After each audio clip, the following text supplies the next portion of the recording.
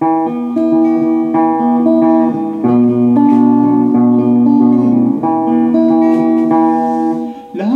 mga kaibigan at makinig kayo.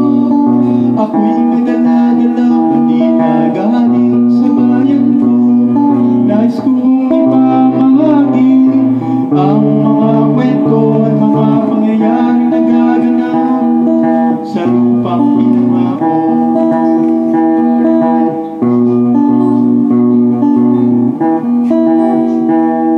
Ang lupang pinanggalingan ko'y may bahid ng tugo.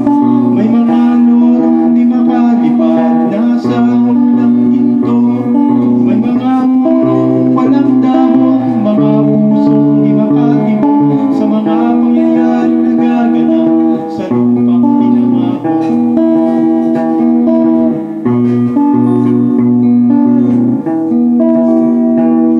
Mula nang makita ko ang lupang ito, ay nakita ko rin ng munting apoy sa puso ng tao.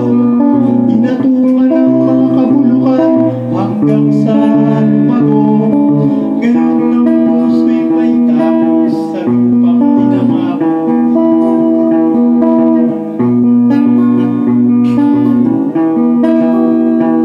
Lapit mga kaibigan at makinig kayo. Ako'y may dala-dalang balita galing sa bayan ko. Nais kong ipamahagi ang mga kwento at mga pangyayaring nagaganap sa lupang pinangako.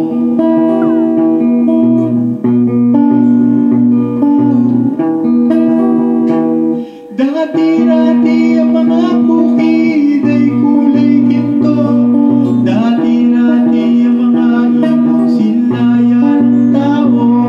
Dati-dati ay katahimikan ang musikang nagpapatulog sa mga batang walang buwang sa mundo.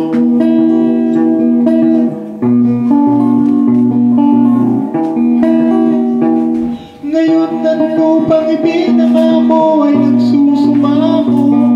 Patakan niyo ng lupa ang apoy sa kanyang puso. Dinggin niyo ang mga sigaw ng mga puso ng sa inyong dadaming kabilang sa iba.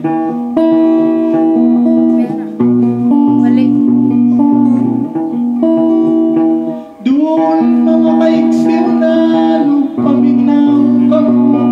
Doon nakadala ng mga balita gikan sa banwa ko. Gusto ko gay paibalo ang mga istorya na